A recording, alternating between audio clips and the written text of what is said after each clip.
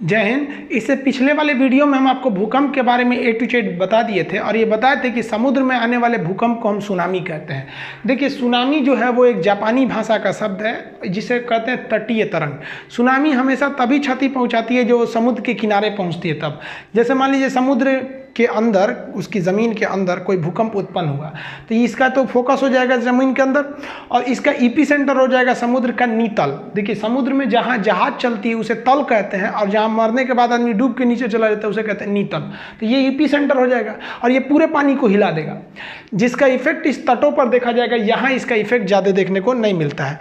यहाँ समझिए कि जो सुनामी होती है इसमें तीन ही चीज़ें होती हैं, या तो इसका वेवलेंथ, आयाम और स्पीड। आयाम का मतलब होता है ऊंचाई, वेवलेंथ का मतलब है कितनी लंबी तरंग है, ये चीज़ें होती है। अब जैसे देखिएगा, बीच समुद्र में जब सुनामी चलती है तो ये तरंग ज़्यादा खतरनाक नहीं होती है, लेकिन जो तट पर पहुंचती है तो ही ज़्यादा खतरनाक हो जाती है। समुद्र में इसकी जो लंबाई होती है, इसके वेवलेंथ की जो लंबाई होती है वो लगभग 200 किलोमीटर लंबी होती है। 200 किलोमीटर लंबी लंबी तरंगें चलती हैं बीच समुद्र में, जिसका नतीजा होता है कि बीच समुद्र में अगर कोई जहाज है, कार्गो जहाज, इसके नीचे से अगर कोई सुनामी चली जाएगी ना तो पता ही नहीं चलेगा। इतनी लंबी तरंग होती है और उसकी ऊंचाई भी बहुत कम होती है। अब मान लीजिए कोई बहुत लंबा धागा है, उसको हल्का सा उठा भी दीजिएगा तो पता तो नहीं चलने वाला है। तो इस वजह से सुनामी बीच समुद्र में कोई इफेक्ट नहीं करती है, पता भी नहीं चलता है लोगों को कि नीचे से सुनामी चली गई है। लेकिन यही जो तरंग इतनी लंबी है, जब वो समुद्र के तट पर पहुंचती है तो इस तट पर इसको आगे बढ़ने का रास्ता नहीं मिलता है, जिस वजह से ये ऊपर उठ जाती है, जिस वजह से ये तट पर खतरनाक हो जाती है।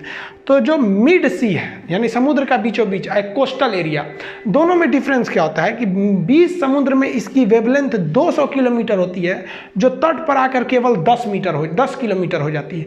यानी 200 किलोमीटर की चीज़ को अगर आप दबा के केवल 10 किलोमीटर में करिएगा तो ऊंचा हो ही जाएगा।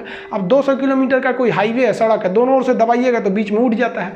यही नतीजा होता है कि जो ऊंचाई यानी जो आयाम थी इसकी बीच समुद्र में 1 मीटर था, वो तट पर आकर 30 मीटर हो जाता है।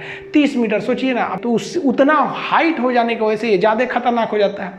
लेकिन समुद्र में कोई रुकावट नहीं होती है, इस वजह से समुद्र में सुनामी की स्पीड बहुत ज़्यादा होती है और तट पर आने के बाद सुनामी की जो स्पीड होती है वो कम हो जाती है।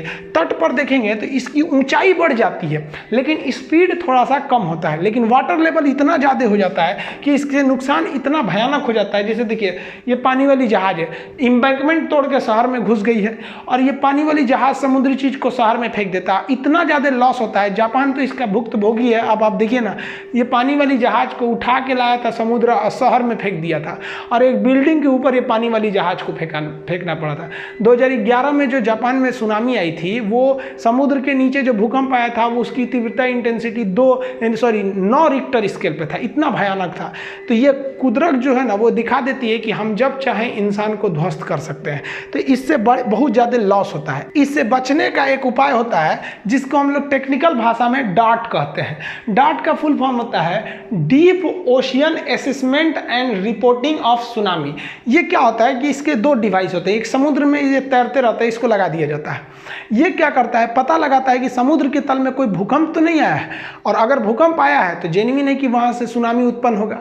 तो जब सुनामी उत्पन्न होता है तो उसके 8 घंटे पहले ये डार्ट नाम का मशीन सिग्नल भेज देता है अपने बेस सेंटर पे। जैसे अंडमान निकोबार में डार्ट मशीन को लगाया गया है और इसका जो सेंटर है वो कहाँ पे बनाया गया, हैदराबाद में। अंडमान निकोबार में भी यहीं से चेतावनी दे दी जाएगी 8 घंटा पहले। सुनामी आने के 8 घंटा पहले ये चेतावनी दे देता है और कुछ घंटे पहले समुद्र का जो तट होता है वो पीछे हट जाता है, क्योंकि पिकअप बनाने के लिए पीछे हटा है तो लोग घूमने चल जाते हैं, आके एक बार बहवा के लेके चला जाता है ये सुनामी। तो भूकंप एक ऐसी चीज थी कि जिसकी हम पूर्वानुमान बहुत मुश्किल से कर पाते थे, जबकि सुनामी जो